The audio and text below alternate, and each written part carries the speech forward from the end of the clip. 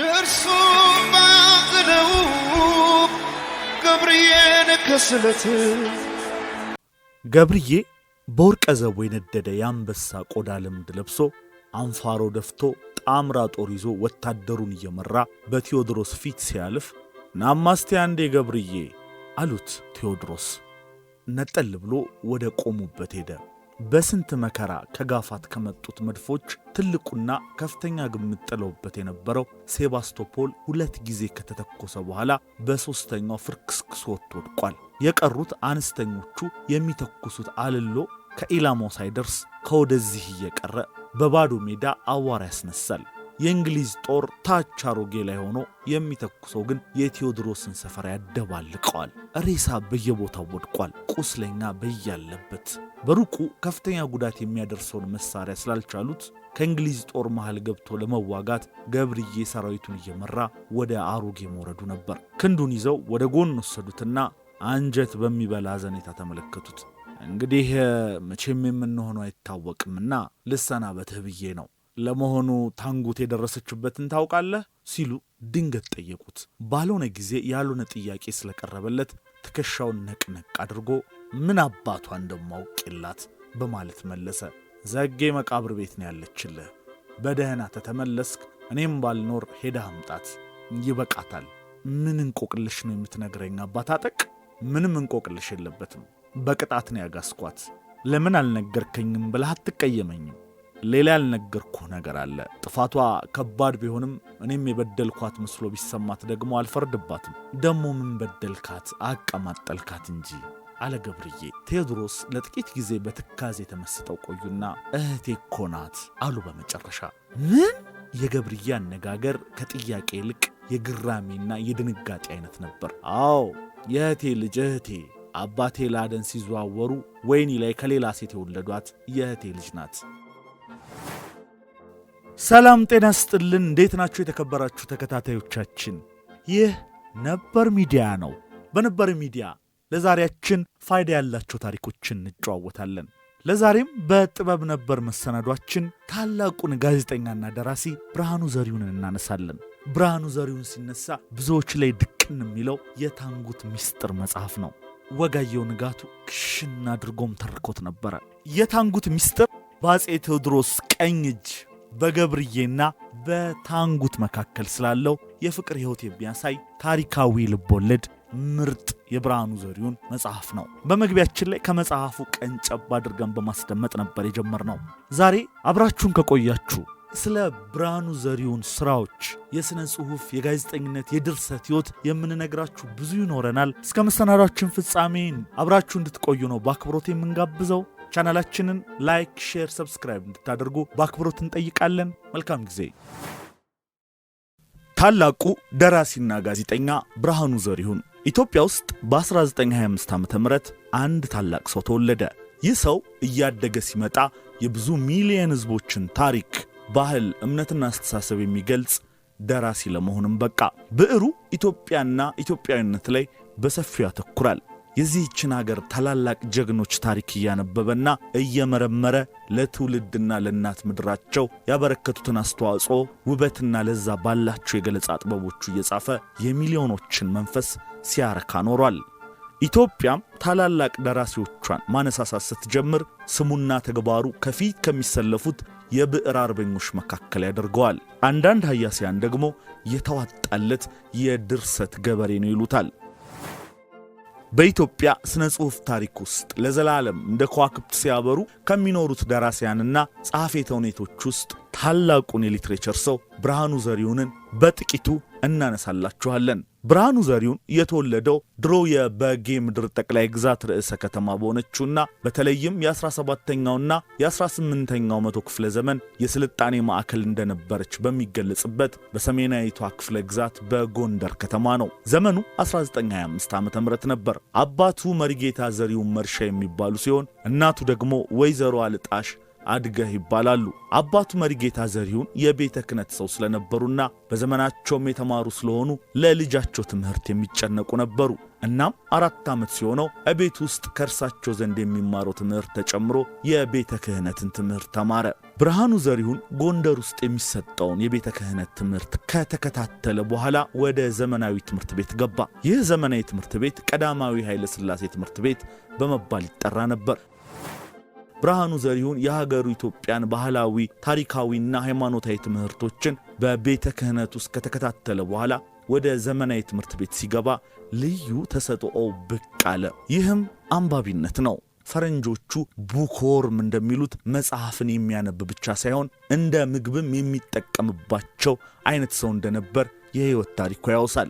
ብርሃኑ ዘሪሁንን ቀልቡን ከሚስቡት ታሪኮች መካከል ደግሞ የኢትዮጵያ ታሪክ ዋነኛው ነው። ኢትዮጵያን በመጽሐፍቶቹ አማካኝነት እያነበባት አወቃት። እርሱ ያልነበረበትን ዘመን በሰፊ ንባቡና ጠያቂነቱ የማንነቱን ክፍተት ሞላው። እናም ሙሉ ኢትዮጵያዊ የሆነ መምጣት ጀመረ። የብርሃኑ ዘሪሁንን ቀልብ ከሳቡት ታላላቅ መጽሐፍት ውስጥ ደብተራ ዘነብ የጻፏቸው ታሪኮች ዋነኞቹ ናቸው። አንደኛው የአጼ ቴዎድሮስ ታሪክን የሚያወጣው መጽሐፍ ነው። ደብተራ ዘነብ በቴዎድሮስ ቤተ መንግሥት ውስጥ የነበሩና ከቴዎድሮስ ጎን የማይጠፉ የዚያን ዘመን ሊቅ ብሎም ፈላስፋ ናቸው። ታዲያ እርሳቸው የጻፉትን የአጼ ቴዎድሮስን ታሪክ ብርሃኑ ዘሪሁን ይወደው ነበር። ከዚህ መጽሐፍ በተጨማሪም ደብተራ ዘነብ መጽሐፈ ጨዋታ ስጋዊ ወመንፈሳዊ የተሰኘች መጽሐፍ አለቻቸው። ይህች መጽሐፍ ሃይማኖት ላይ መሠረት አድርጋ የተዘጋጀች ከኢትዮጵያ የፍልስፍና ጽሑፎች መካከል አንዷ ናት። ብርሃኑ ዘሪሁን ይህችን መጽሐፍ የመጽሐፎች ሁሉ ቁንጮ አድርጓት በየጊዜው ያነባት ነበር። በነገራችን ላይ ይህች መጽሐፍ ጨዋታ ስጋዊ ወመንፈሳዊ በውስጧ ምን ቢኖር ነው እንዴት ተወደደችው ለሚል ሰው ሁለቱን ነጥቦች ብቻ እንጥቀስላችሁ። መጽሐፏ በዋናነት ዓላማዋ ሃይማኖትን ማስተማር ቢሆንም የተጻፈችበት ቴክኒክ ግን ፍጹም በተለየ አቀራረብ ነው። ለምሳሌ ፈጣሪን የምትወቅስ እየመሰለች የፈጣሪን ታላቅነት የምታስተምር ናት። እንዲህ የሚል ሐሳብ አለባት። ኢየሱስ ስራብ አላበላችሁኝም፣ ስጠማ አላጠጣችሁኝም፣ ስታረዝ አላለበሳችሁኝም ይለናል። ለመሆኑ ከእርሱ የበለጠ ሀብታም አለ ወይ? ለምን ይጨቀጭቀናል? እያሉ ደብተራ ዘነብ ጽፈዋል። የደብተራ ዘነብ አጻጻፍ በዚህ ብቻም አያቆምም። እንዲህም የሚል ሐሳብ ያንጸባርቃል። እንደ አይሁድ ጅል አላየሁም፣ የዓለሙን ጌታ በ30 ዲናር ሸጠው ወየውኔ ባገኘሁት እያለ ከተለመደው የስብከት መንገድ ወጥቶ ሌላ ያጻጻፍና ያተያየ መንገድ የከፈተ መጽሐፍ ነው። ብርሃኑ ዘሪሁን ደብተራ ዘነብን አእምሮ የተሳለ ፈላስፋ ይላቸው ነበር። እናም ደብተራ ዘነብ የብርሃኑ ዘሪሁንን አእምሮ ገና በልጅነቱ ስለውታል ማለት ይቻላል። በነገራችን ላይ ደብተራ ዘነብ የአጼ ቴዎድሮስን ልጅ ልዑል ዓለማየሁን በቤት ውስጥ የሚያስተምሩ መምህርም ነበሩ። ብርሃኑ ዘሪሁን በንባብ ልምዱ ላይ ተጽዕኖ ፈጣሪዎች ከሚላቸው መካከል ፕሮፌሰር ነጋድራስ አፈወርቅ ገብረ ኢየሱስን ነው። እርሳቸውም በኢትዮጵያ ታሪክና የልብ ወለድ ጽሑፍ ውስጥ ከፍተኛ ተጽዕኖ ፈጣሪ በመሆናቸው የብርሃኑ ዘሪሁንን የልጅነት ዕውቀት በመጽሐፍቶቻቸው አስፍተውለታል። የነብላቴን ጌታ ሐሩይ ወልደ ሥላሴና የክቡር ዶክተር ከበደ ሚካኤል መጽሐፍት ኢትዮጵያዊው ዕውቀቱን በከፍተኛ ደረጃ እንዳጎለመሱለት ይነገራል። ብርሃኑ ዘሪሁን በ1945 ዓ.ም ብዙ ዕውቀቶችን ከገበየበት ጎንደር ከተማ ተነስቶ አዲስ አበባ መጣ። በአዲስ አበባም ቆይቶ ተግባረ ዕድ ትምህርት ቤት ገብቶ የሬዲዮ ቴክኒሽያንነት በመማር በ1948 ዓ.ም ላይ በዲፕሎማ ተመረቀ። ታዲያ በዚያ በምረቃ ወቅት ከተማሪዎች ሁሉ አንደኛ ወጥቶ ተሸላሚ የነበረው ብርሃኑ ዘሪሁን ነው። ብርሃኑ ዘሪሁን ተግባረ ዕድ ትምህርት ቤት ሲማር የታላላቅ የዓለማችንን ደራሲያን ሥራዎችን ለማንበብ ዕድሉን አገኘ። የነ ዊሊያም ሼክስፒርን፣ የአሌክሳንደር ዱማስ ፔሬን፣ የቻርልስ ዲክንስን፣ የነ አሌክሳንደር ፑሽኪንንና የሌሎችንም መጽሐፍት አነበበ። ዕውቀቱንም እያስፋፋ መጣ። በንባብ የተከማቸው ዕውቀቱም በጽሑፍ መውጣት ጀመረ።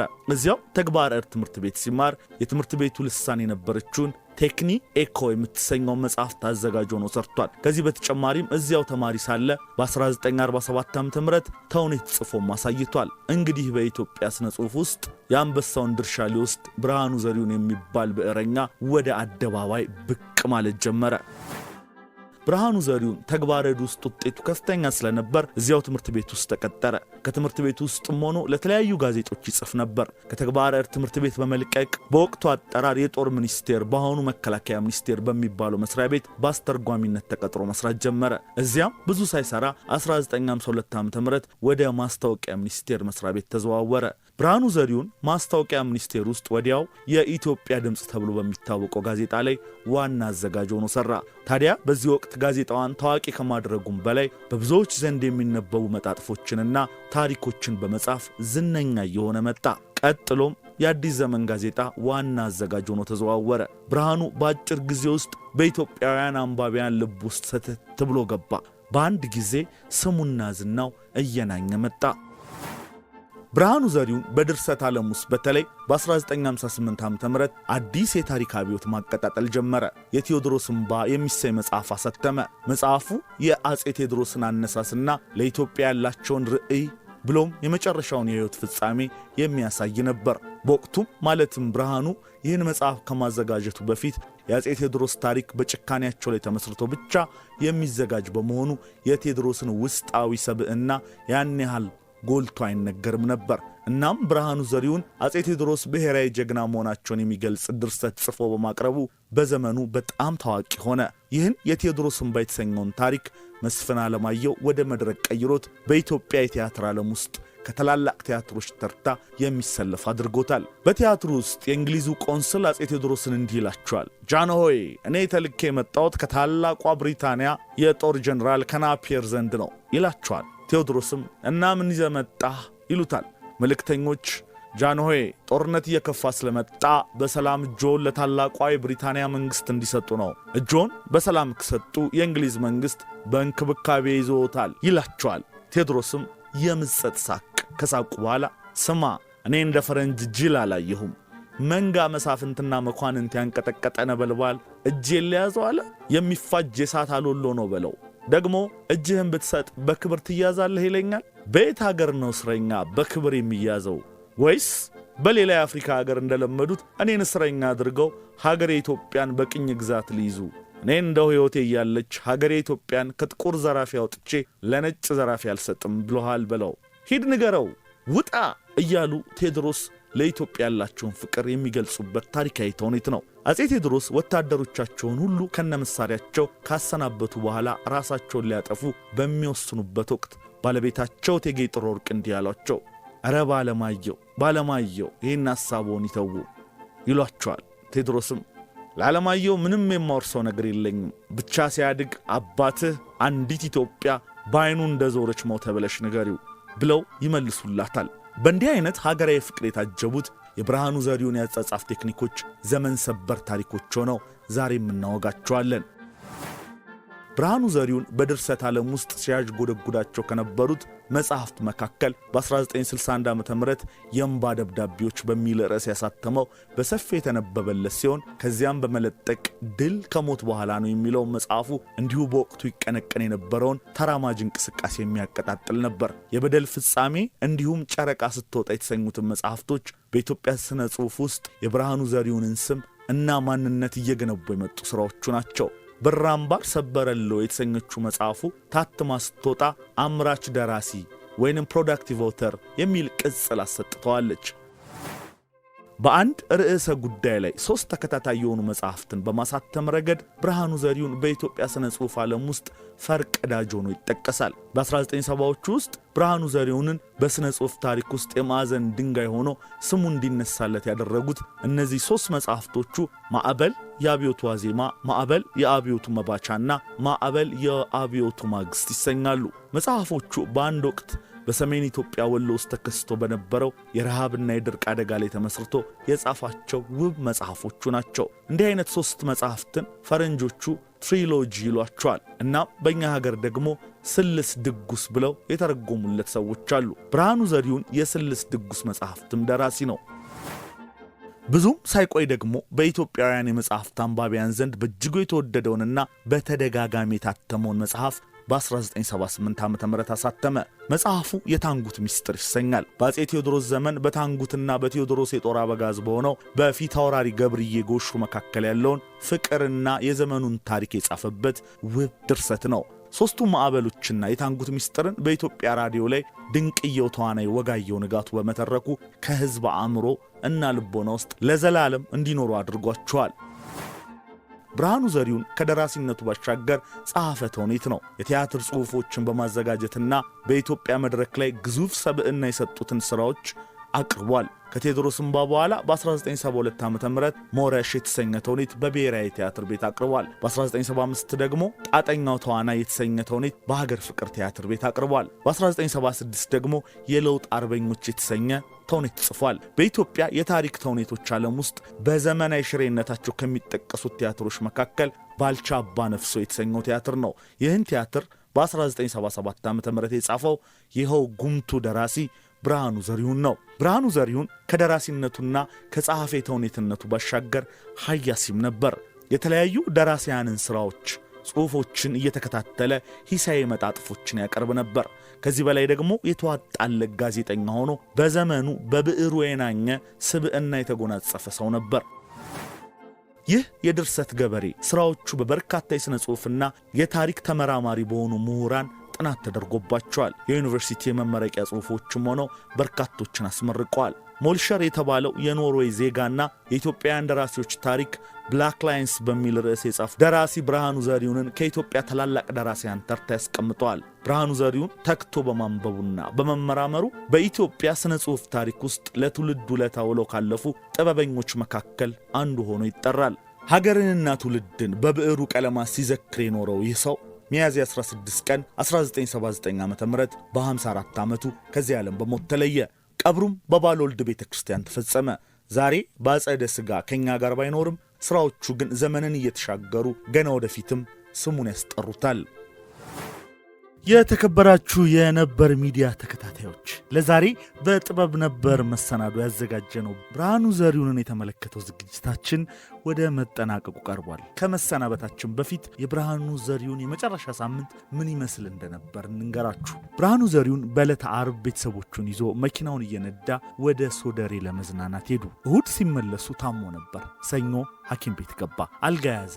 በየቀኑ የሚጠጣው አልኮል ጉበቱን ከጥቅም ውጭ አድርጎት ነበር። ብርሃኑ ዘሪሁን የሆስፒታል አልጋ ላይ ቢተኛም ህልሞች ነበሩት። ከየታንጉት ሚስጥር በኋላ መጻፍ የጀመረው ትልቅ ታሪካዊ ልቦለድ መጨረስ ይፈልጋል። ሌላው ደግሞ የማዕበል 3ቱ ልቦለዶች ጉዳይ ነው። መጽሐፍቱ ያለ እርሱ ፍቃድ ወደ ሩስኪ ተተርጉሞ ታትሞ ነበር። ፍቃድ አልተጠየቅም። የሚገባውን የቅጂ መብት አልተከበረለትም። እውቅና አልተሰጠውም። እነዛ የሆስፒታል አልጋዎች አፍ ኖሯቸው ቢናገሩ ብዙ ቁጭት፣ ብዙ ምሬት ያፍረጠርጡ ነበር። ነገር ግን ሁሉም መናቀረ። ብዙም ሳይቆይ ብርሃኑ ዘሪሁን በተወለደ በ53 ዓመቱ አረፈ።